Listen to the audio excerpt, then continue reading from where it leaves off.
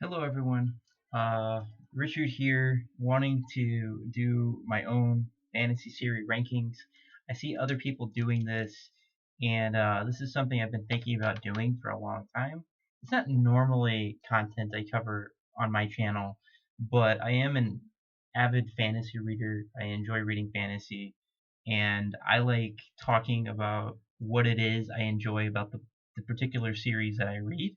So I'm going to do my own series rankings, and it's important to note that they're ordinal.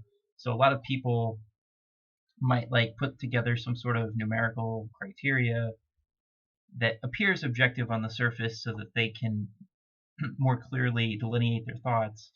But the reality is every type of numerical system is actually ordinal in nature.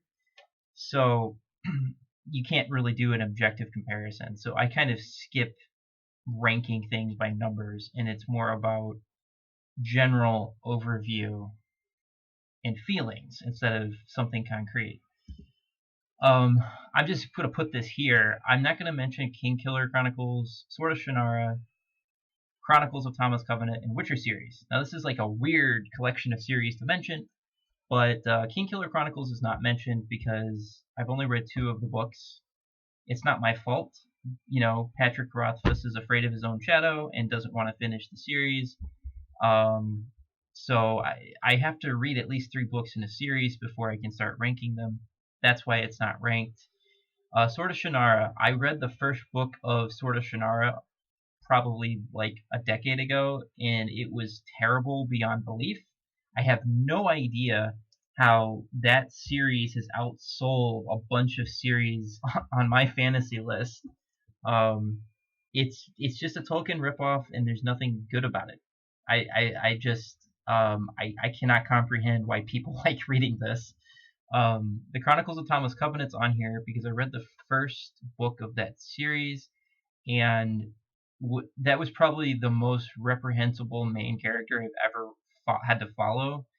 Um, it has a leper as a main character, which wasn't the problem. The problem was none of the characters were people I wanted to see in a fantasy series. I certainly couldn't imagine myself following these types of characters throughout a whole series, and I didn't think the writing was creative or new enough to pull me in another way.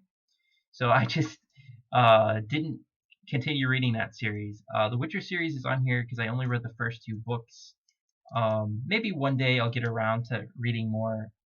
I found the writing a little dry, and and maybe the first two books are a little bit different from a more conventional series, and the ones that come after are better. Um, but it's a little dry, and since I only read two, I couldn't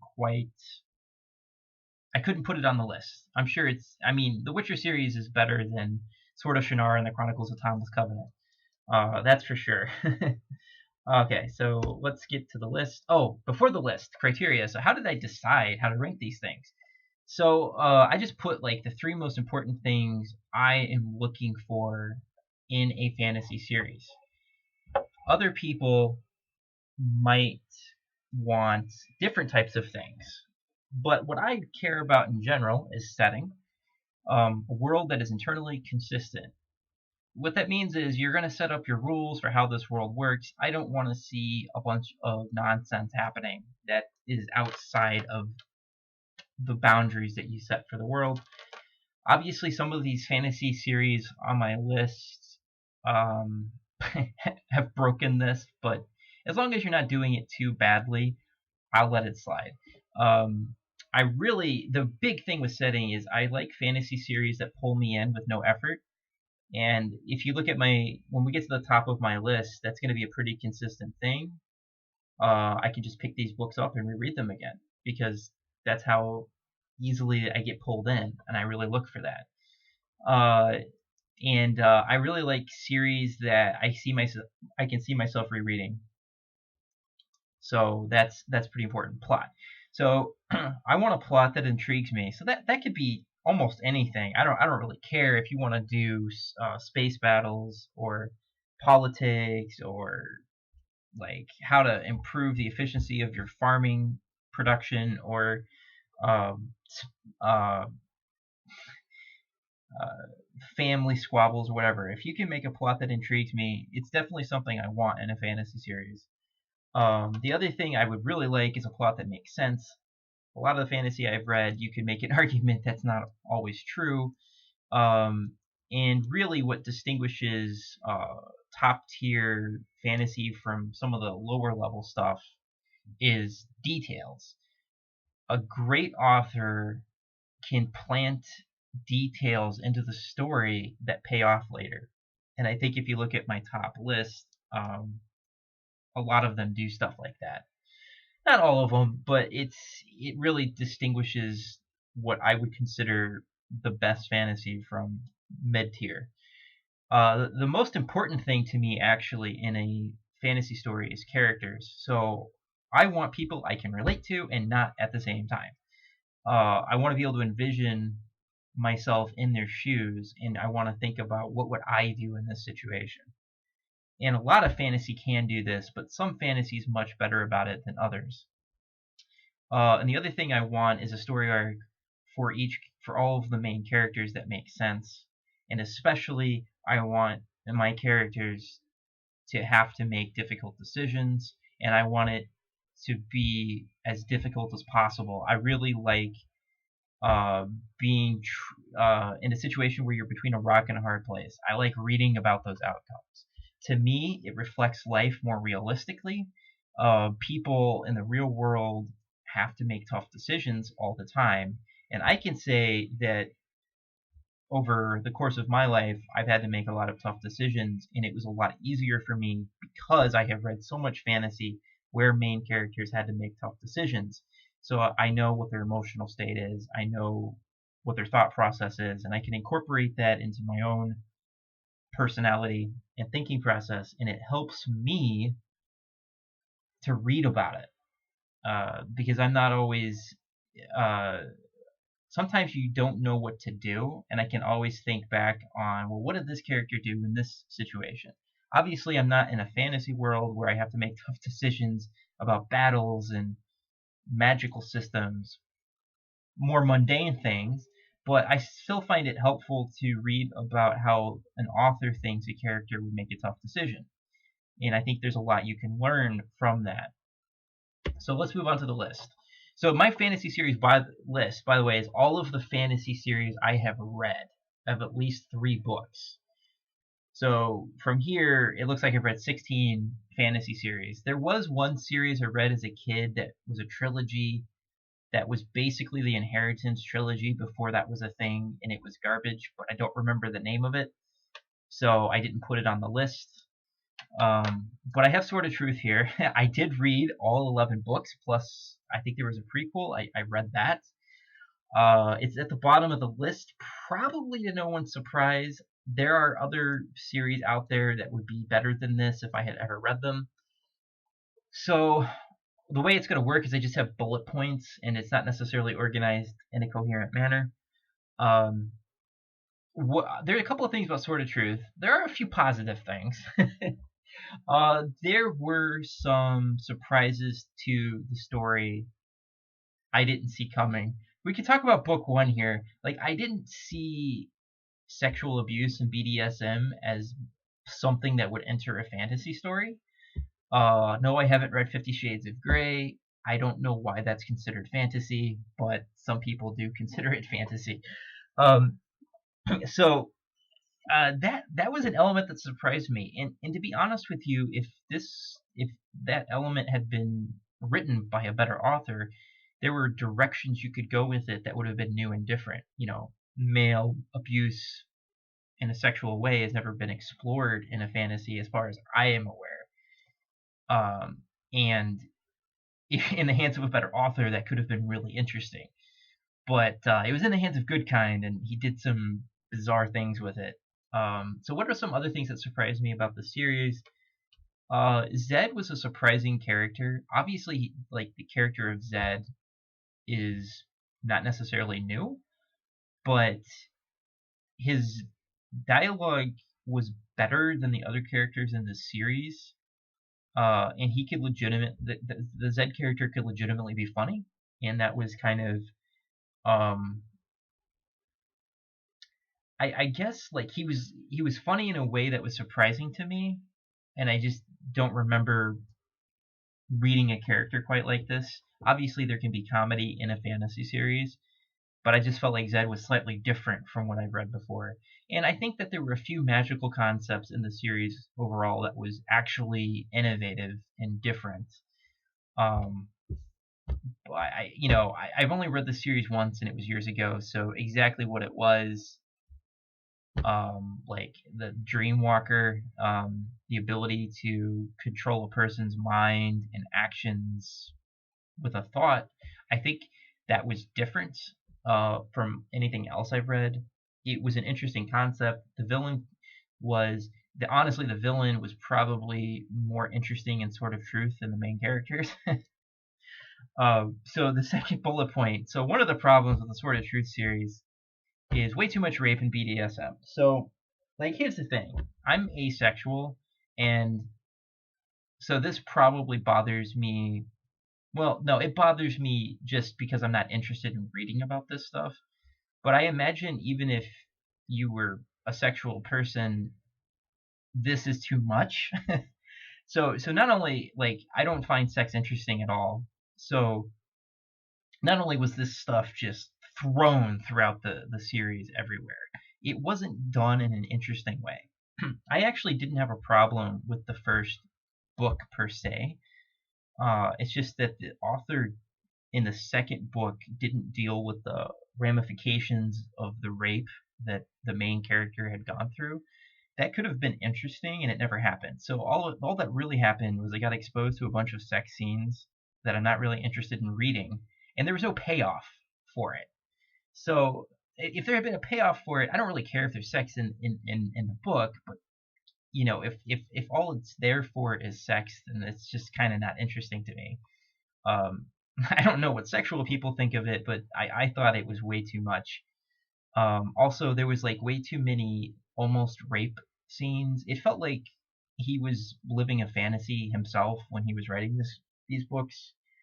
I don't think it added like you can have a couple of rape scenes and you're establishing the setting, but you don't need to have like every 60 pages another almost rape scene. I just couldn't stand it. Um, Another good thing is I actually thought the plot had some moments of brilliance and execution. And I highlighted books 2 and 9 through 11. So, is the book really slow? Or is the series really slow? Yes. I do think that there's a bunch of stuff in the series that was not interesting and dragged. But there were certain things happening in book 2 I really enjoyed. It was kind of an Aes Sedai plot line in book 2 that he clearly just stole from Jordan. But he took it in a direction that was unexpected, and I kind of liked the way that it ended. And books 9 through 11 is the climax of the series. Is there a bunch of garbage in there? Yes, but I kind of enjoyed some character arcs where people were redeeming themselves. Um, I kind of enjoyed the villain at times in those books. I didn't like the endings. I mean, the ending was okay. The problem with the ending is if you don't like the main character, then the ending is bad. But there were elements of the plot. There was unexpected events happening in books 9 through 11 that I enjoyed. That and notice, by the way, there's this like large gap, like books 3 through 8. I don't remember. There were some battles that were okay, um, but obviously there was a problem with the plot in those books. Um, Another good thing about the series is there was a nice deep overview of what total war means. This is not something that gets highlighted all the time. I do think Game of Thrones, A Song of Ice and Fire, and Wheel of Time do this fairly well. I feel that Sword of Truth is actually more grim about it in descriptive, which kind of brought some realism to the series. But that's one of the few positive things you can say about the series, because if I go into the next bullet point, your main characters are bad, and I mean that in every definition you can think. They're bad people. They're written badly. Their character arcs are bad. Their character conclusions are bad. The intermediate things that these characters do are bad. The relationship is bad. The relationship with other people is uninteresting and often terrible. And then I follow that thought with, and most of the characters, frankly, in the story are not interesting, and they're just bad people. And if you don't have enough of a spectrum of characters from bad to good in a fantasy series, it gets samey, and so you don't really root for people in this series. I kind of like Zed. I think Zed, for the most part, was pretty good. And there's a few other villains I kind of enjoyed, and there was a few redemption arcs in there. I enjoyed that, but that's like what 5% of the series, and the other 95% is a bunch of characters that are bad. Um, and the other thing about this series is I think Richard is the villain, who's the main character. I think he's the villain of the series. And I make this offhand comment like I think Sauron has a stronger moral compass, and that's really kind of hilarious. I have a few more comments. I did mention this. Battles were sometimes interesting to read about. That might be a strength of the series. Not every battle was interesting, but some of them were. And then we get into this issue that has been covered in depth. I'm just going to quickly go over it. There's a big chunk of the series focused on collectivism versus objectivism, and people complain about the slog and Wheel of Time, but that is nothing compared to this disaster of bad writing. It slowed the plot down a lot, and I've read Atlas Shrugged twice, and I actually skip all of the speeches, and I enjoyed Atlas Shrugged, but I enjoyed Atlas Shrugged for the plot. I did not enjoy Atlas Shrugged for the speeches. You could probably wipe out 500 pages from Atlas Shrugged, and that would mostly be these super long speeches, and it's a really good story. But you've got 500 pages of really boring speeches that are very repetitive and frankly not sophisticated philosophy. So you have your own. Terry Goodkind is trying to do that as well, and it's so bad. It's probably slightly better than Ayn Rand, but not by much. And I even make a comment: a great author trying to write this bad could not duplicate Goodkind's feat. Yeah, there's some issues in the middle part of the series where this just kind of goes on, and I don't think it just you could probably remove entire books and the series would be objectively better. And then I just kind of dropped this insult in. He's not good at logical philosophy and storytelling, so that's why he's at the bottom of the list. Temeraire. I don't know. This might surprise some people if you haven't read it. It's on this list because I have read it, most of it. It's a 9-book series, Napoleon Setting with Dragons. I mean, that's all you need to know. I think the first few books are really, really good. It's so refreshing to read this kind of fantasy. They're short books, so you can definitely pick them up and get into them. So I give the author credit for that. New types of characters. So you have a dragon that's a main character. I enjoyed that. However, the problem with this series is it feels the same around book 4, right after book 4. It's the same type of stuff. You're trying to deal with political plots from your enemies. Napoleon in this case, and maybe I think there's one in China. I can't quite remember. And then you're gonna have a battle with dragons and ground forces, and then you resolve this battle or don't resolve this battle. Maybe it ends in a tie. And it just feels like the series loses its originality. It gets too tropey within its own series. It's kind of not a good sign that I've read the first 7 books and then we own all of the books, but I haven't finished it. That's not a good sign. I do think it's a good introduction to historical fantasy. So if that's your thing, check this out. Or if this is something you want to look into, check it out.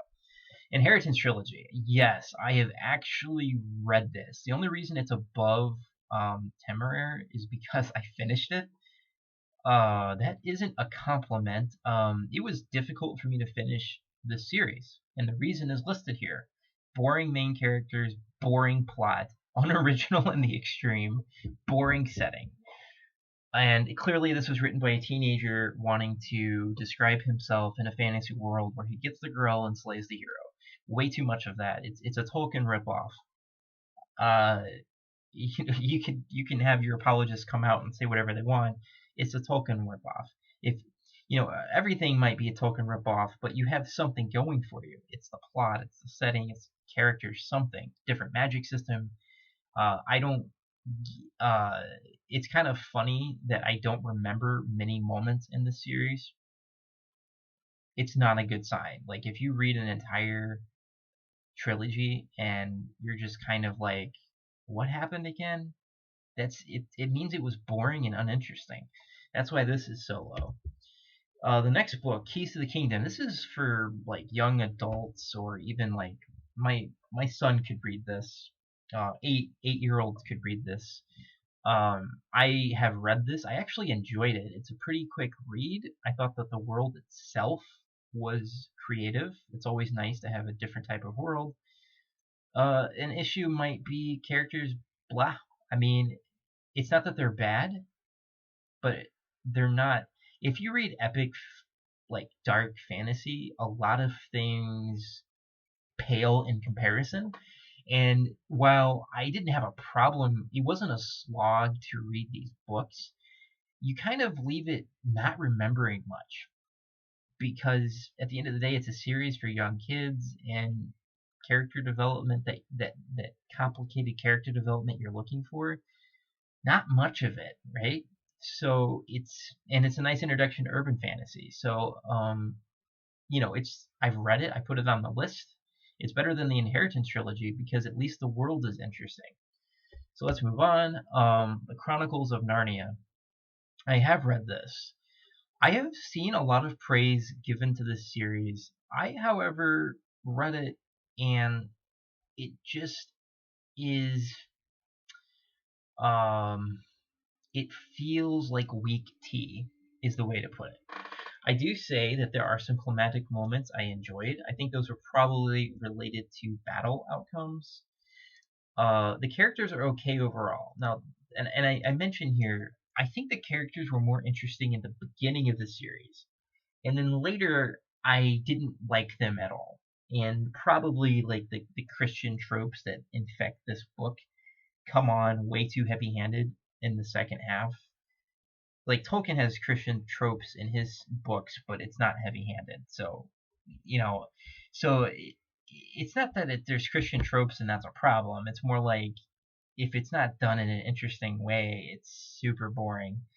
And I think you got too much of this. This is supposed to be a fantasy world that really should have its own religion, and it does, but the author's like taking his religion and his world and then putting it in his fantasy world, and it's kind of breaking the rules, I think. So I didn't care for that. If he had kept it like more clearly delineated in the series itself, it probably wouldn't have bothered me as much. And probably the biggest problem is that the plot is uninspiring. And I don't know. I know he wrote this around the same time as Tolkien, but at the end of the day, Tolkien's plot is like, 100 times deeper and more sophisticated than the Chronicles of Narnia. Chronicles of Narnia is for people getting introduced to fantasy, and Tolkien is like, let's give you a real fantasy story that's intriguing with some complex moving parts. And the other problem with the series overall that I constantly, it was kind of a drag reading the series, is he isn't as good at writing. And some of this has to do with the fact that I think Tolkien's a linguist, and while Tolkien's stories can drag, it's beautiful language at the end of the day.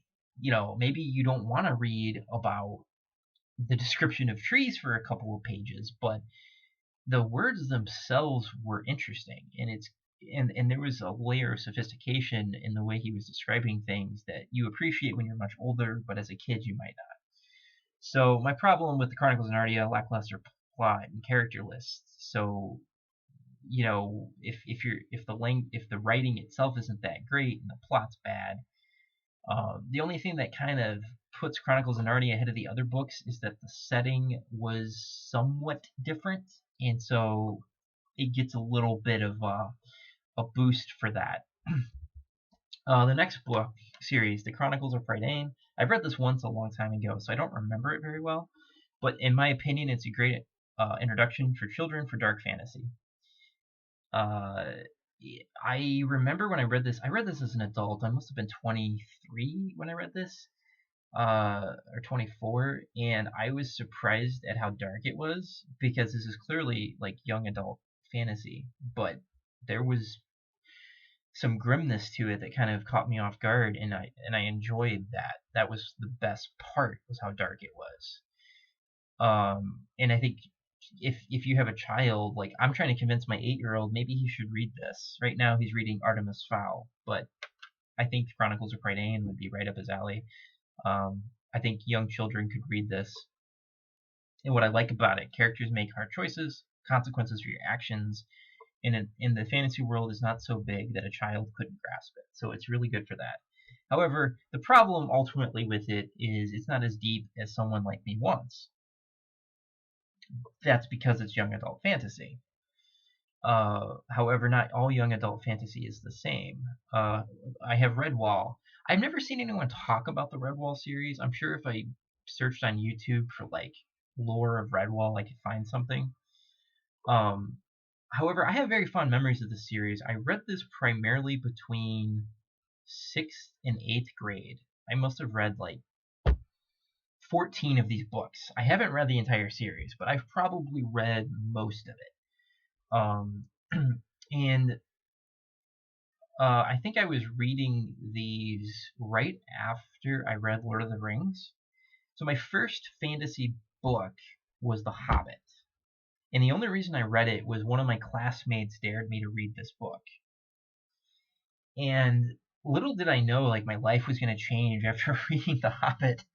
I never read anything like it. My reading before The Hobbit was like Goosebumps, classic, the classics, but for kids. Like there's these, like I was reading things like The Count of Monte Cristo, Moby Dick, Great Expectations, Oliver Twist, Journey to the Center of the Earth, that stuff.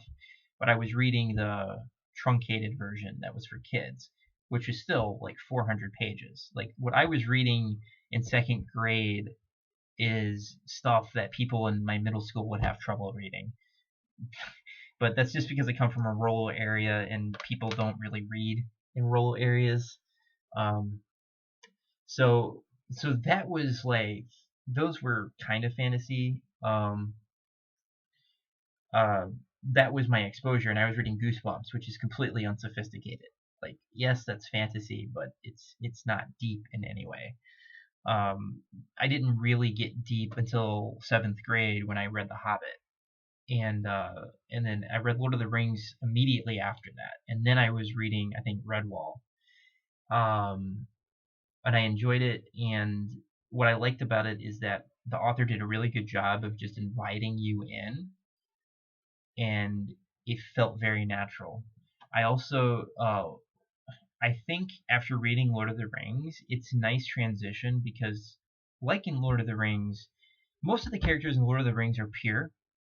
Redwall is very similar. Most of the characters are pure, so it's easy to figure out motive. Who's gonna do what? Like you can figure that out from the story. So it's a nice transition for more fantasy. The other thing that was really cool about Redwall is this was not men or magical creatures. This was animals that we all know, and somehow the author made this work in a natural way. Probably the strongest part of the series is that the transition from like a human-based centered story to an animal-based one, he did it seamlessly. I mean, he even talks about pirating and animals that pirate and how the mechanics of that work. It's just done very well. Villains could be better. So I do remember villains being super villainy. Not all the time. I don't think every villain was bad. I just remember it was weird to me how like almost every rat was a villain. He kind of like was falling into that trope, but I do remember that there were some rats that weren't villains, um, and some that were good and noble were villains, even though they had the right animal type. So the author kind of was not putting a lot of emphasis on interesting villains. A positive of the series is I thought the battles were really well done for what it was, and I enjoyed it. I also think this is good for young adults to to to get their teeth into. The plot is complicated enough to kind of prepare them for more complicated plots with all these other great fantasy elements. But it's not as complicated as a lot of the series that come after this. I have his Dark Materials. I have never seen anyone. I don't know if I've ever seen anyone include his Dark Materials on a fantasy list. I find that surprising because it's really original, and it made me think a lot. So what is going on with this series? The world is basically just like our world with some interesting differences. Um, you can go read about what those differences are, but it's just kind of imagine your spirit took an animal form and it was with you all the time. So you have that kind of fantasy element in it. And I felt like as we explored more of the world, it was really good. The characters were very strong. Lyra, who's the main character, I guess you could say is one of the main characters, is very well developed. I feel a very strong connection with this character. I think her attitude about how to do things is very similar to my attitude, but she's a child, and I was reading this when I was in high school, so I would probably be a smidge more sophisticated. Um, and there was other secondary characters. Her father, Mrs. Coulter, they were great. There were this bear, I forgot his name, but the bear character that journeyed with her was great. I think there was interesting plot twists and interesting battles. Um, really, for me, where his Dark Materials kind of takes off and becomes different is books 2 and 3. Well, actually, it started at the end of book 1 because you start to find out the series gets extremely dark around the end of book 1 and continues into book 2 and gets pretty uh, unexpectedly dark in book 3. So what I like about the series is it's trying to challenge your assumptions about good and evil and religious assumptions. There's a lot of Christianity in this book. Now, the author is an atheist, so you could argue this is like his magnum opus on this is why Christianity sucks. That's not what I come out of it with this series. I think he was talking about a world where the church is a dominant force, and in a world with a few small changes, this is what will happen. And he kind of shows the dark side of a church that is all powerful. And then this bleeds into a multiverse issue. Something is going on that's affecting the universe.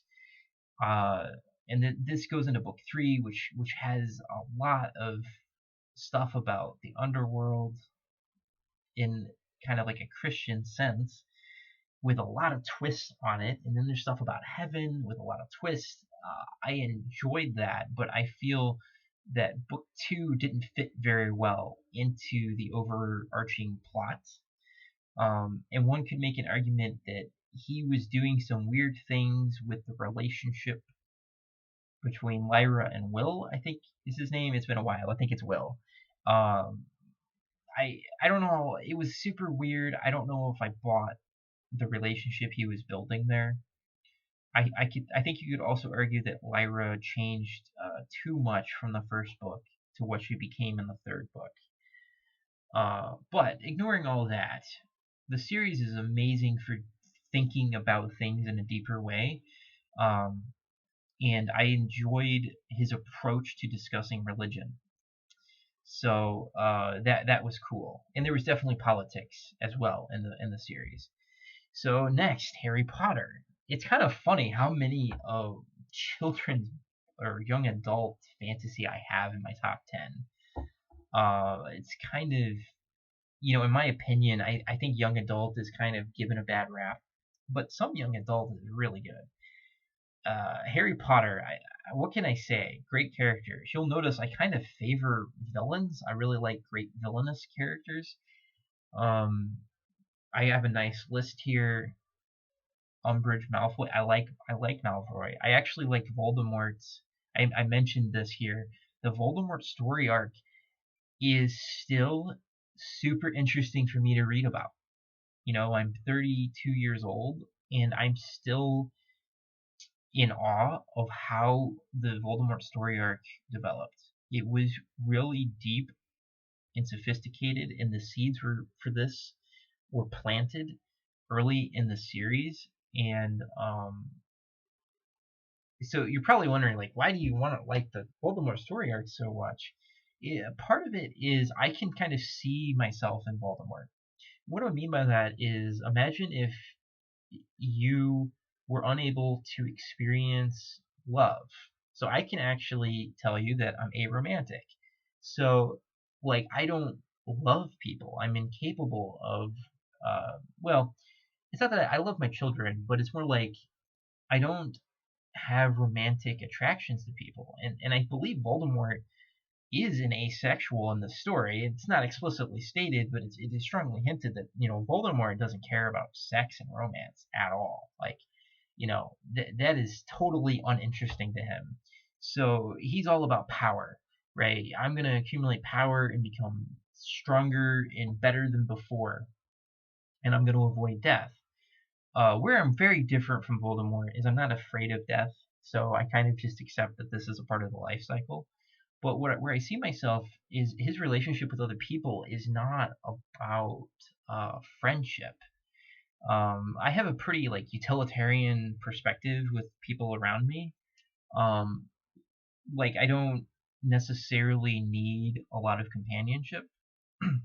I don't mind. I like having a few friends. I like doing things for my friends, but it is not a drive. Like a lot of people around me have a need to make friends and constantly be in contact with them and constantly be doing things for them. And I'm not like that. I don't mind doing things for my friends, but I wouldn't want to be doing things for my friends all the time. And I fortunately do have a tendency to have like a utilitarian perspective on the people around me. It's kind of like I'm around you because I provide a benefit, and you're around me because you provide a benefit. And Voldemort is like the very personification of this idea. He only has people around him who are useful, and he takes this to great evil. Like he abuses people and uses them. So I kind of just found it so interesting because I could see all these elements of Voldemort in me. The other big difference is I don't go out of my way to be cruel. I don't actually desire to hurt other people. But it's pretty scary to me how much like Voldemort I would be if since I don't really feel like other people's pain and other things like that. If I was a slightly different personality, like if I enjoyed hurting other people, there's too much of Voldemort in me. It would be very dangerous. So, so that I see Voldemort's story arc as a warning. Don't be like this guy because it will end badly for you. So that's cool. Oh yeah, I was emotionally invested in the story. This is excellent writing on Rowling's part. A lot of these characters were well done. With yeah, I'm gonna say something really weird. I didn't think Ron and Harry were that well done, but I think Voldemort, Snape, Hermione, Umbridge, Malfoy, Dumbledore, McGonagall, um, bu- bu- bu- bu- oh my God, what's his name? He killed the snake. What's his name? I totally forgot his name. There were some secondary characters that were absolutely amazing. Hagrid, amazing. I think the weakness in the story is ultimately Harry and Ron. I felt that I think I talk about this here. Too many moments where Harry and crew get bailed out by Ex Machina, and sometimes that Ex Machina was basically Hermione being a skilled wizard, and it felt to me like what's my problem with Harry? Harry is super brave, That's not the problem. Harry doesn't stop to think, and it's weird to me that he's almost died so many times throughout the series, and he just can't put the emotions aside. Um, that's something that's easy for me to do most of the time. Like if there's a crisis going on, I'm pretty unreactive to it. I'm trying to process information and figure out the objective best thing to do. And it kind of drives me crazy when characters don't pause to really stop and think about what they're doing. And Harry and Ron are so bad about this, it kind of makes me not like them. And this is part of the reason I like Hermione so much, is she is pausing to think. And it's amazing how many times Hermione is bailing Harry out for terrible decision making. I don't have a problem with Harry's bravery, and sometimes his recklessness I can admire, but there was too much of it in the series. Now, one could argue that this was the way J.K. Rowling wanted the character to be portrayed, but too often I feel like that was bad plot design. He could be reckless in a more reasonable way. It wasn't so bad book 1, which was the most believable reckless because he was so young, but by book 2, I was a bit skeptical. So that was a problem. I did like the idea that Harry Potter is teaching children all over the world that victories are not costless. If you haven't figured it out by now, I am a big fan of victories costing the main cast something. And the more it costs the main cast, the more intrigued I am by the victory. Because I am very interested in figuring out if the cost of winning is greater than the benefit of winning. I find those kinds of questions to be super interesting. And then I just kind of I've alluded to this. I think the plot is not as deep as it could be. Now, there are plot elements here that are very deep. I loved what happened with Harry's godfather. I liked the ending to book 4. I liked book 7 is probably the best book in the whole series. Everything about Dumbledore's background to Harry discovering Voldemort's secrets to realizing that there was a cost to Voldemort's decision making. This is something that was so well done in Harry Potter. All this power to Voldemort, but there is a price to be paid. And this is something I'm always looking for in a fantasy series. Is even if the bad guy is winning, there is a price to be paid. So that was really well done. So this is why Harry Potter is number 8. Number 7 is Great Book of Amber. I've never really seen a lot of people talk about this, and I find it surprising because this is such an original fantasy series. It's 10 books that aren't necessarily super large, even though when you put all of them together, it's really large. The number one thing about this series is it was super original. It's one of the more original fantasy series out there. I loved the main character in the series. It's the first 5. There's 2 main characters, but the main character in the first 5 books was unexpectedly interesting. And the premise here is you have amnesia, so that carries over for a while and then disappears. But that really pulled me into the character. I loved it. I know the amnesia thing is a trope, but it is done very, very well here. And the other thing is there's a lot of side characters that are interesting. And the plot twists, I had a hard time seeing them coming. Maybe a hardcore fantasy nut would figure out these plot twists. I didn't see them coming. There's a lot of politics in the book, a lot of family stuff that was actually interesting. When I'm talking about side characters, I'm basically talking about the main character's siblings. And they are mostly very interesting. And I liked how it was handled. The problem with the series is that the last 5 books are missing something that I can't quantify or qualify, and the Great Book of Amber would probably be higher on this list if the last 5 books weren't so lackluster. However, they were interesting for sure, so it's worth reading. And so so this leads to the situation where the ending might be viewed as dissatisfactory. It almost feels like there should be another 5 books if you read the ending. The Abhorsen Trilogy. This is another fantasy series I haven't really seen a lot of people talk about, and I'm very surprised by. And notice how high up on this list it is.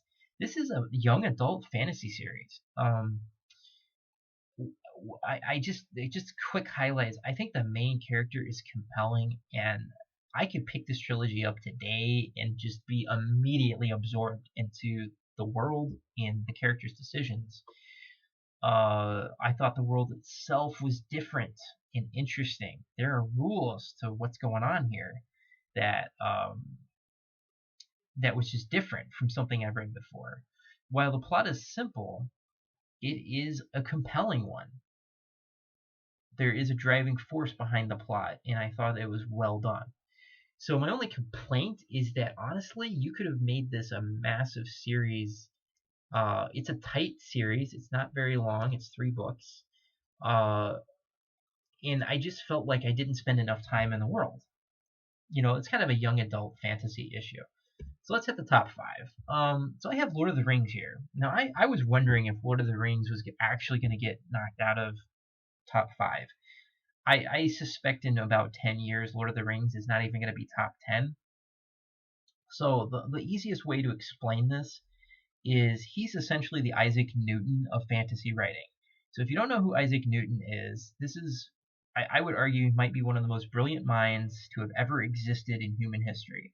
He is a man who invented physics, and then he invented calculus to prove his physical theories. It is difficult to explain to a person how insane that is.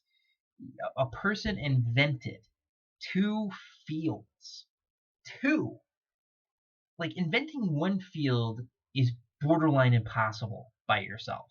To invent two is it's like monkeys typing on a keyboard and reproducing the Holy Bible perfectly. That's how unlikely it is. I don't think we talk about Newton enough. Uh, he laid the foundations for physics, and while some of his theory on how physics works is wrong, uh, other people that came after him that did brilliant things would not have been able to do those brilliant things without Isaac Newton's work. Um, so, and don't tell me that Leibniz invented calculus first. I know that they invented it at the same time. And Leibniz gets the last laugh because we use Leibniz notation in calculus and not Newton's crazy stuff. That's not the point. The point is Newton invented physics and then invented a mathematical field to prove physics. Uh, it's just like, to me, it makes my brain like implode when I think about how a human being could do something like that.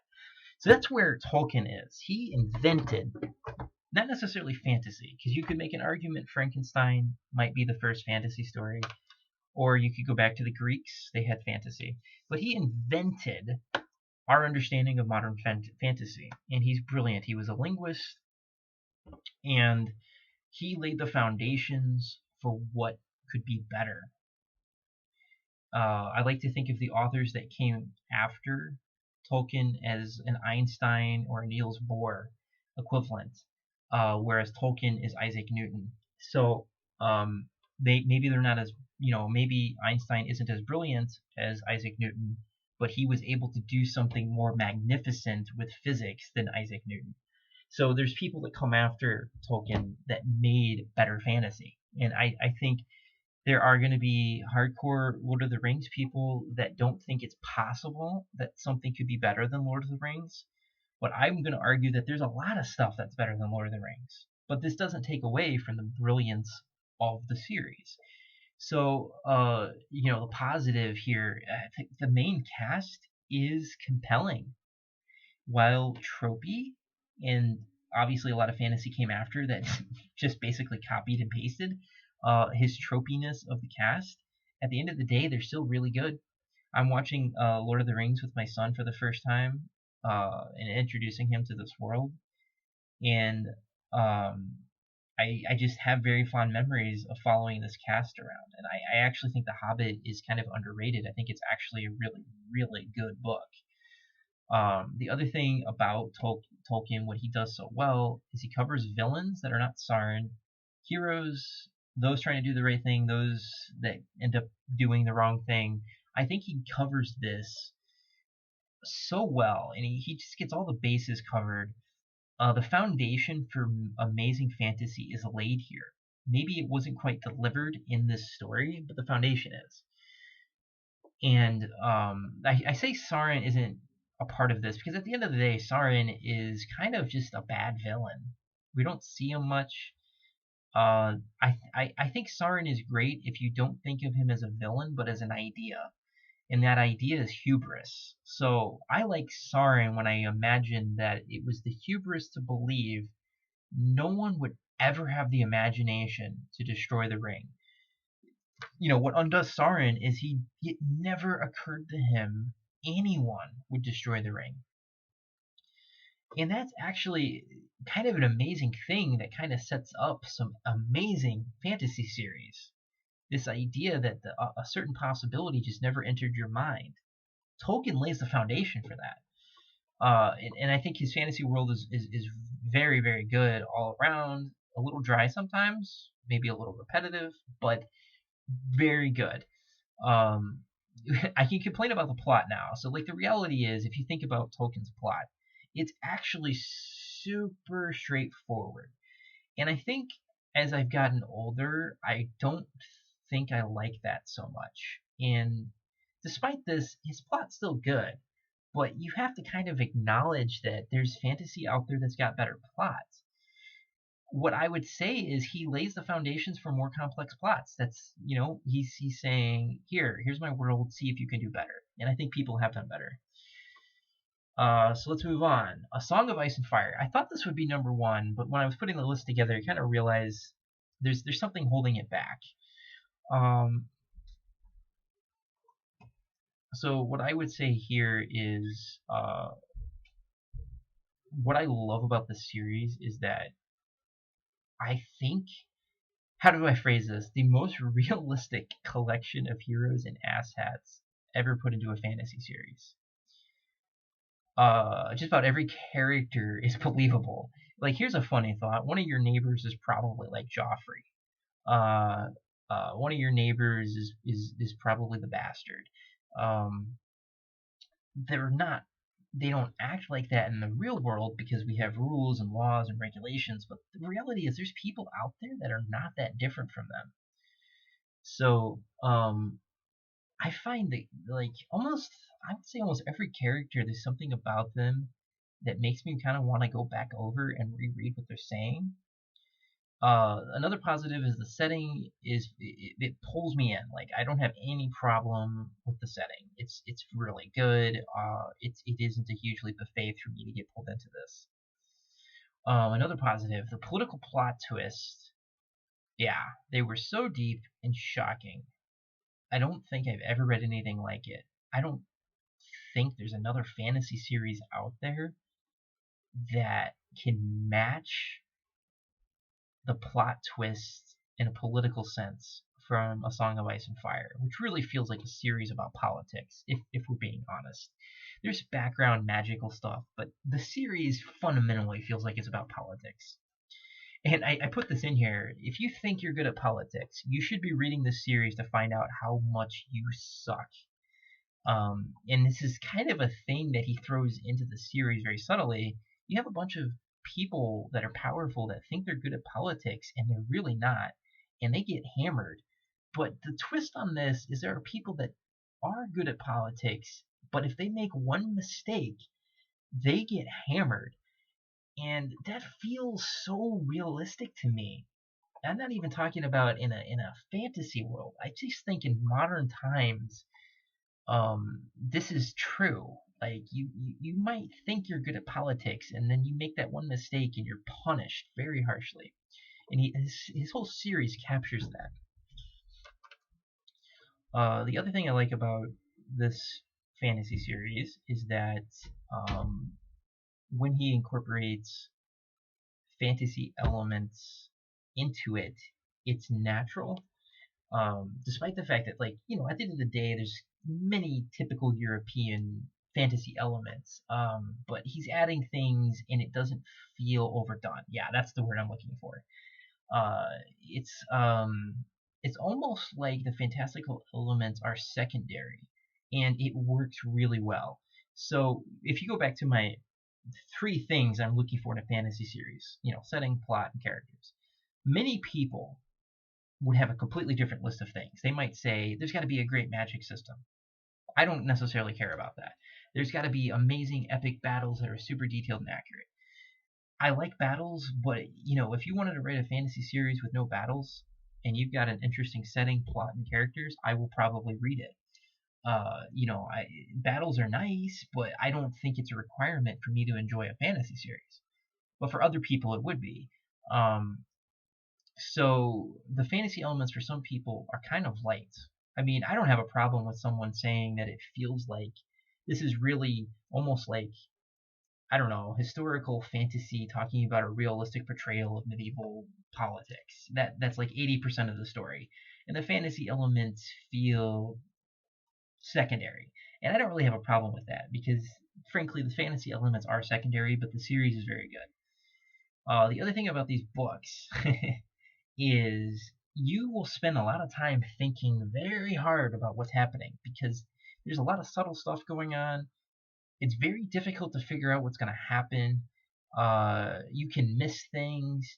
And I mentioned this every time I turn the page, I feel like something is going to happen, or I'm going to get some piece of information that's just totally unexpected. And after seeing the brutal murder or execution of Ned Stark, you're on your toes when you're reading the fantasy series. No one is sacred. That's that's why you have that sense of unease, like who is going to die next. And I would actually argue there's a couple of reasons why Song of Ice and Fire is not number one. He doesn't have enough main characters dying. I think that they're probably, given the brutality of this world, there should be more deaths than there is. I think some people have survived longer than they should have. I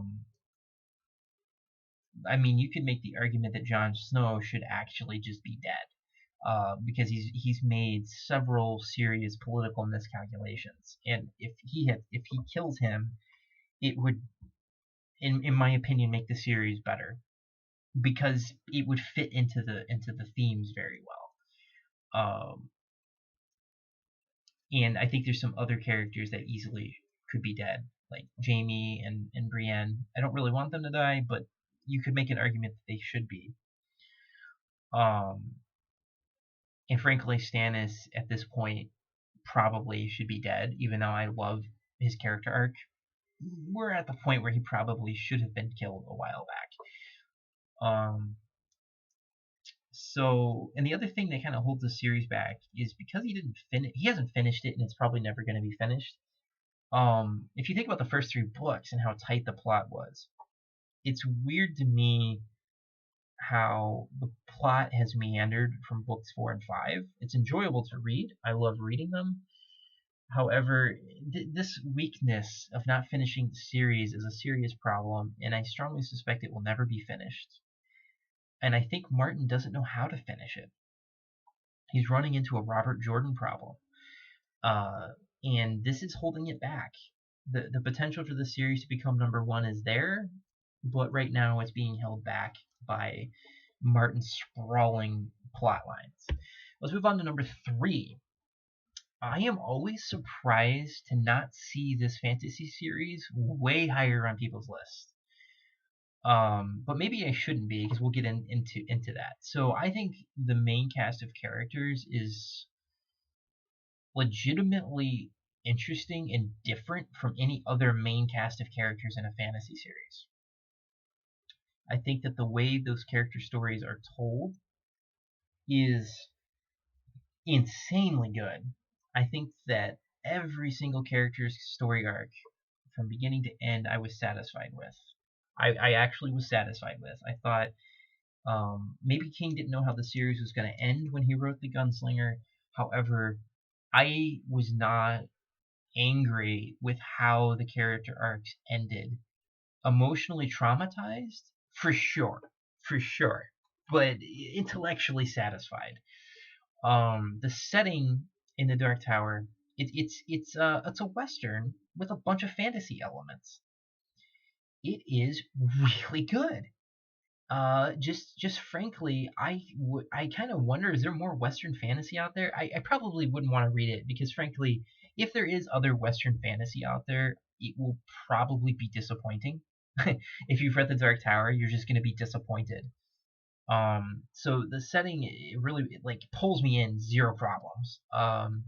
As I say here, I feel like I'm there when I'm reading. The plot of the first four books is absolutely amazing. Just maybe the weakest is book one, and only just because the only reason the plot of book one could be argued as weak is clearly Stephen King wrote this when he was high, and he was very young and very arrogant and thought like I can obfuscate and do deep philosophical stuff and everyone will think it's edgy and cool. So you're gonna like end book one a little confused, but I would actually argue it's still a really good end to the story. Even if there's a bunch of I'm on shrooms when I'm writing this moment at the end, I'm okay with it because there's really kind of two endings to this book. There's the ending when the gunslinger goes to town and how that resolves. It was fucking amazing. And then there's the ending with the man in black that he's following, which I also thought was amazing because of what happened before that scene that was emotionally traumatizing.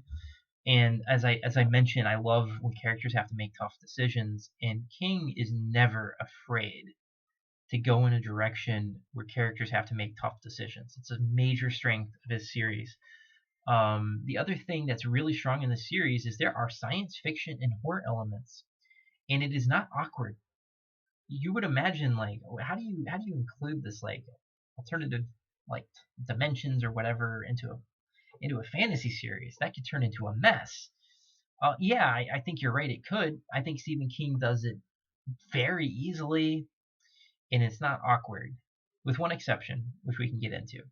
So, if there is a major weakness with the series, and probably the reason it's not number one, it's because books 5 and 6 should ultimately be one book, and there is a major plot line in book 6 that is highly controversial. I enjoyed it the first time I read it, but upon a subsequent reread, I decided that this was too much ego into a story, and it would be better to just drop this major plot line. And if you drop this major plot line, you can smash books 5 and 6 together and actually make an even more interesting book 6 if you wanted to. Just make an entirely different book 6 and set up book 7 even better. So that's kind of what holds the series back. I think book 5 is not a bad story at all. I think it's a great story, but it feels weirdly placed. One could make an argument that 3 and 5 should be switched around. Somehow, I don't know how in the hell you would do it, because book 3 had more intense moments that felt critical. Compared to book 5. And so maybe if you put book 5 and book 3 and then rewrite book 3 for book 5, it would work better. Now, with all that being said, I think book 7 is I was totally blown away when I read it, and I still feel that way. So, are there some issues with this? Yeah, I think you could say there's some issues with it. And probably the most controversial issue with it is King just takes some fantasy tropes about, epic final fights with epic bad guys, and he's just kind of like, we're gonna skip all that. We're not. That's not what this is about. This is gonna be, about saving the universe and how a fellowship dissolves and internal, psychological issues. We're gonna resolve all that. That would have made book 7 better. Like I do think having an epic final confrontation with some main villains should have happened. And it was not necessarily bad writing, it was a weird strategic decision on King's part. And it may be that he just reached the point where he didn't know how to describe those kinds of epic battles and just got lazy. However, I forgive him for it because to me, the end of the series, and what I mean by the end of the series is like right after this, let's say, cheesy boss fight. Right after that is the real ending. It was uh one of the most unique, it might be the most unique ending to a fantasy series I've ever read. And emotionally, I think I cried actually after reading the ending of the Dark Tower. It was like I was shocked at what King did. Like you almost wanted to punch King in the face, but that's just a sign of really good writing. I think you're emotionally invested in this character, and you find out what happens to him at the end of the series. It's emotional. It's absolutely worth reading it, and that's why the ending for me is a 10 out of 10. So let's move on. So I have Malazan Book of the Fallen here. I've read it twice. I may eventually get around to like reading it 3 times. However, because of the emotions involved in reading the series, you have to be in a really healthy place mentally to handle the depth of the emotional trauma you will go through as a reader. I think if you were depressed, I wouldn't recommend reading this series. Um, but I do think the author has this weird way of drawing you into caring about characters, even if the writing seems dry. Somehow, you get pulled in. You just get pulled in. And I mentioned here the author is probably the most merciless author I've ever read when it comes to just being like, you like this guy? Well, don't worry about it. He's gone. You like this guy? Nah, not a problem. I'll take care of it. I'll make sure that you feel their pain and anguish. Just merciless. This author toys with your emotions in a way that I don't think any other fantasy series. Maybe A Song of Ice and Fire. Very close. I think there's more emotional moments though in Malazan Book of the Fallen. A weakness of the series is the plot is very slow. I feel like you get much more out of the series if you reread it. However, I do think the plot, if I were to think, I think the end of book 3 is incredible. The end to book 7 is even better. The end of book 2 is wildly good. The end to book 4 is very good.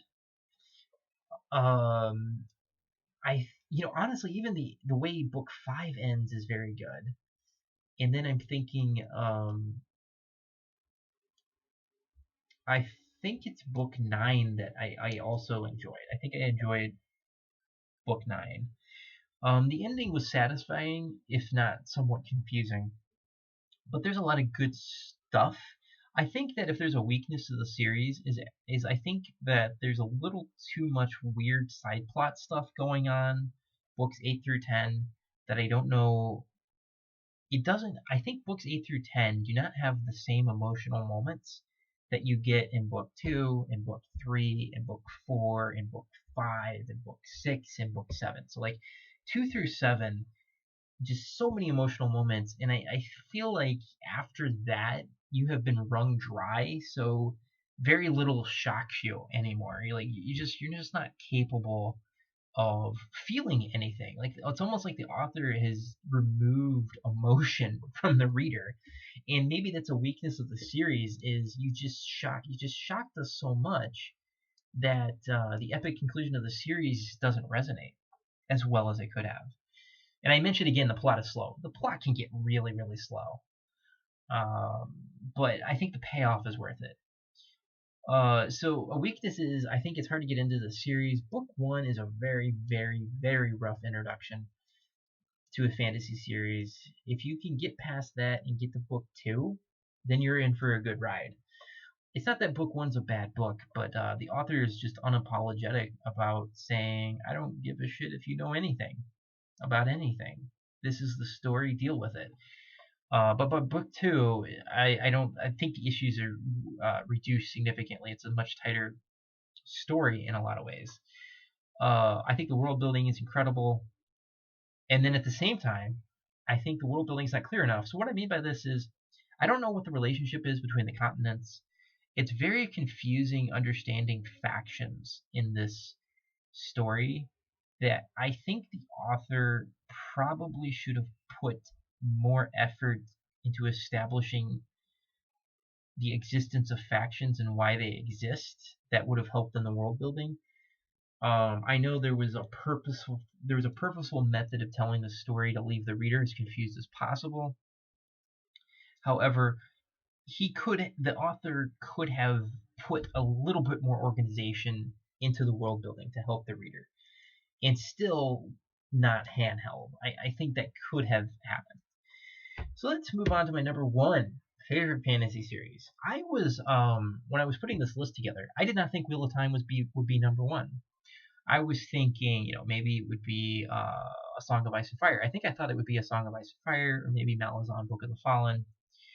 But I had to sit down and think about it. I have been rereading Wheel of Time recently, and I'm in book 5, and I kind of realized as I was reading this series for the 5th time, I've never done that with a fantasy series except for Lord of the Rings. That's when it kind of hit me. I'm only reading this for the 5th time because I enjoy it so much. I can't think of another fantasy series out there that pulls me in so fast. Why is Wheel of Time so good? It's world immersion. I think if I were to just put it into a sentence, it's that. There is something about how the world is described where I feel, not that I'm there, but I feel interested in it in a way that other fantasy series are just a little bit further behind on. Somehow I can read this giant, massive 4 million pages and want to reread it again, and I do. I mean, like, the fact that I actually am on my 5th reread of this series, what is that telling you? This monstrous series, and I just casually pick it up and I start rereading it. Wow, like, why am I? What is it? Like, the world? It's got to be the world. Like, there's something about the world that just keeps pulling me back in it. So another positive is, now that I'm on my 5th reread, I actually greatly enjoy these 3 story arcs. The first time I read Wheel of Time, I enjoyed Rand through book 4. And from books 5 through 12, I pretty much despised Rand. I found him unlikable. I didn't agree with his decision making. He's got some weird social customs I don't agree with. But as I keep rereading the series, I can see what's going on here with the character. Now I think Rand is a brilliant character. And this feeling has not faded as I reread the series. Nynaeve was a character, the first time I read the series, I hated this character. I enjoyed Egwene and Elaine and Aviendha far more. But as I was rereading it, I think probably in the middle of the second reread, I start to realize, like, these other characters are annoying. Nynaeve is where the action is. Nynaeve is one of the strongest characters in a fantasy story. Even though there's some writing issues with this character. And then Matt, I'm actually finding Matt's story arc very interesting from beginning to end. I hear people say he was more interesting in the beginning or more interesting later. I don't agree. I find his story interesting all the way through. The only thing that's a little weird about Matt's story is his character is different from book 2 to 3. It's easy to miss, but there was no transition from the Matt of book 2 to the Matt of book 3. Really only some vague hints, and it's really jarring if you reread the series again and again and again. You're starting to notice this is an inconsistent Matt. But if you ignore that leap of character from book 2 to 3, I think his story arc was great, and I enjoy it. It's nice. I enjoy Perrin's story arcs, books 1 through 6 essentially. But then we'll get into the Perrin issue. So there are some story arcs I really like. There are some villains I really like as well that have interesting story arcs. one of the things that's so strong about Wheel of Time is book 1, great ending. Book 2, great ending. Book 3, great ending. Book 4, great ending. Book 5, great ending. Book 6, great ending. Book 7, I think another great ending. You can even make an argument that the ending to book 8 isn't so bad, but it's not as great as the previous.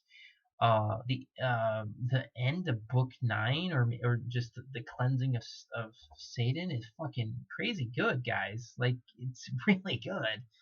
I don't remember what the ending is to book 10. Book 10 probably had the weakest ending. Book 11, a great ending.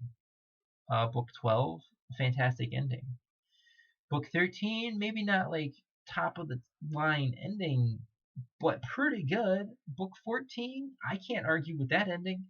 So, maybe book 8, 10, and 13 are the weakest in terms of ending, but every other book, the endings are so good. Maybe that's what it is I know there's a payoff. Like, I can go back into the Wheel of Time and know that there's good endings coming to most of these books.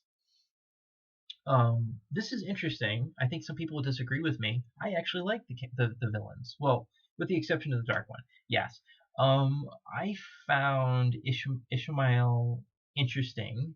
His descent into madness. He was philosophically a nihilist, and you watch his mental deterioration, and then you see this like really calm, collected Moradin, who's just a calm nihilist at that point, and I found that super interesting. Grendel is an interesting villain. I found I used to think Lanfear was interesting, but on my 5th reread, I now think she's not interesting at all and really badly written. I found Asmodean interesting. We only really get him for a book, but I did like reading his thoughts. I wish there was more of it. Other villains, I enjoyed Padan Fane through probably the first 4-5 books. This is a character that Jordan lost in his wanderings that could have been explored more, and it's a shame it wasn't explored more. But I enjoyed him in the first 5 books. Other villains that I enjoyed. I enjoyed Mohidian. I thought she was interesting. I'm just scratching my head here.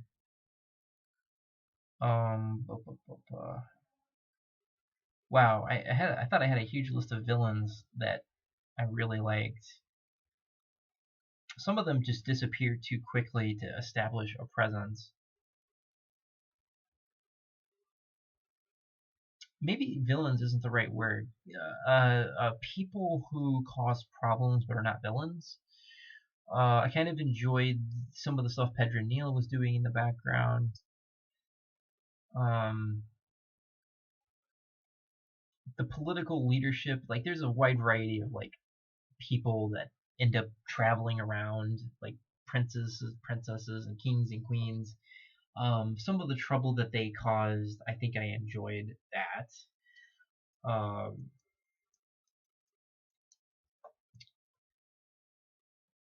Let's see. I enjoyed Misiana, who doesn't get talked about enough. Not because she wasn't even like super prominent in the series. What I enjoyed about Misiana is the amount of chaos that she caused. She probably was the most effective Forsaken. And in that vein, I actually enjoyed Alvarendra's the keeper to Eleda. Very enjoyable villain to watch her rise in power and fall. I enjoyed Tame. I wish there had been more of him. And while he may not have been as deep as a villain as he could have been, I liked the amount of chaos he was causing. And I enjoyed the Black Aja's chaos that they spread around. I liked that. They were more effective than the Forsaken. If you want to, pretty much Mesiana was the most effective Forsaken if you stop and think about it with the Black Aja. So I enjoyed that. And what else did I like? He has a different take on medieval politics. It's like classical, but not, and maybe one could argue a little too childish. I'm gonna argue that it's immature. There's a lot of immature political stuff. If he spread that out, like he thinned it out, that's what I meant. Some political leaders are very immature and would act the way Jordan describes them, but I don't think most political leaders would necessarily be this immature. Um, but it's okay. Like as you reread, if you appreciate the world and you just kind of accept the world, it's pretty nice take on medieval politics. But the issue is, um, Martin's way ahead of Jordan in terms of politics, just way ahead. And if you read A Song of Ice and Fire, and then you go back and reread The Wheel of Time, you're just going to be disappointed with the political angle. It's not a realistic portrayal of how medieval politics would work. Is all I'm going to say about it. Some people are going to disagree with me on that, but I will say this: there is depth to the politics. It's just not like Martin's, and it's kind of a problem for me now. um, the other thing he does well, he lays the foundation for shocking reveals. Um, the only thing I will say about this is somebody might be better at it, and I'll talk about it after my number one. So I do think Jordan has the ability to shock the reader, not the way Martin shocks the reader, but in another way. A weakness of the series: repetitive word use, repetitive descriptions. We could go on and on about this problem. I think you could probably cut out like 800,000 repetitive descriptions and make 3 other books, and I would want to read those 3 other books. But that's Jordan's style. Another major weakness is that the Perrin-Phael story arc, or for me, around book 7. For others, it was earlier. But the Perrin-Phael story arc, book 7 through 11, should have been 2 books at most, and really destroys both of these characters. Perrin is not just Phael's wife. He shouldn't just be Phael's wife. Phael shouldn't just be Perrin's husband. And they're both so very immature about the marriage that you almost feel like you should just divorce them and then save like 600,000 words or something. And my feeling is, when you, even with rereading the series and appreciating other subtle like background things happening, it's really a huge waste of the reader's time. It's probably the biggest chunk of the story that's not interesting. There is also Elaine's story arc that is, I think that starts in book 8, or is it book 9, or book 9 and 10, and it's really bad. And Elaine's a disaster. I didn't even mention this here, but I don't like Egwene, Gwaine, Elaine. They are not interesting characters fundamentally. Egwene certainly is interesting from a skill level perspective, and she learns a lot that creates a lot of her power, and I enjoyed that. I enjoyed Egwene's learning chapters. I did not enjoy Egwene's socialization chapters, which there was too many of them. Gwaine ultimately is just a villain in this story for me. Like I don't know what this guy was doing, slaying his teachers. Trying to free Suyan Sanche. Like I don't. I will never follow why Gwaine would do that, and it basically makes him a villain. I just can't. I just can't understand. And let's see. Elaine and Rand's romantic relationship is not logical. A princess is not going to naturally see some random guy fall in their garden and then be like, I'm in love with them. That doesn't make any sense. They don't have that many interactions. And you could argue probably some of the worst parts of the series was in book 3 when Egwene meets Elaine, and some of the weird way that dialogue worked. It was super like Terry Goodkind in some ways. And then like suddenly people are like, I'm in love with Rand. And I was like, how are you in love with Rand? I don't know what Jordan was smoking when he made that relationship. Um, I like Min and Rand's relationship a lot. One of the better ones in the series, and I will accept that relationship's happening because of Min's superpowered ability. I accept Nynaeve and Lan's relationship, but it would work a lot better if they had known each other for 5 years. So as long as you take a leap of faith in book one, everything after that is perfectly fine, and I enjoy their relationship. It's not necessarily healthy because there's stupid bullshit going on in the background about it, but it's acceptable. Rand and Avienda, I'm reading book 5, so it's kind of started in book 4. I'm okay with, but I don't know if it's as healthy as the one Rand has with Min. So like that story arc is in the middle. It's not a disaster like the Rand and Elaine one, and it's not as good as Rand and Min. So one of the issues with the series, I should have just put this as a bullet point, is that Jordan doesn't understand romance and relationships. There's so many bad cross-sex interactions in the series that like I just look at it and I go, this isn't interesting. This isn't how people work. So it's a major problem. Another weakness is he both has too much development and not enough on background. So you could argue we could take 100,000 words put on the Seachen that were probably wasted, and you could have given that to the Sharans. We could have gotten that from Demandra's perspective. Nothing would have been lost in the story, in my opinion, if we were learning about what Demandra was doing with the Sharans. I kind of would like to read about that. Maybe even read more about what Grendel was doing and Radamant. So that he could have spread out the love to other nations that I would have enjoyed. But despite all that, I'm reading it for the 5th time. How would I not put Wheel of Time as number 1? No other fantasy story except for Lord of the Rings have I read that often. I might be at the point now where, if I read Wheel of Time one more time, I'll have read it more than Lord of the Rings. So that's why Wheel of Time number 1. So I don't think I have. Okay, let me say something. There was a series I forgot to mention on the list because I didn't know where to put it on the list, and it's the Stormlight Archives. So this is outside of Sanderson's 3 books for Wheel of Time. The only 3 I've read from him are his Stormlight Archives.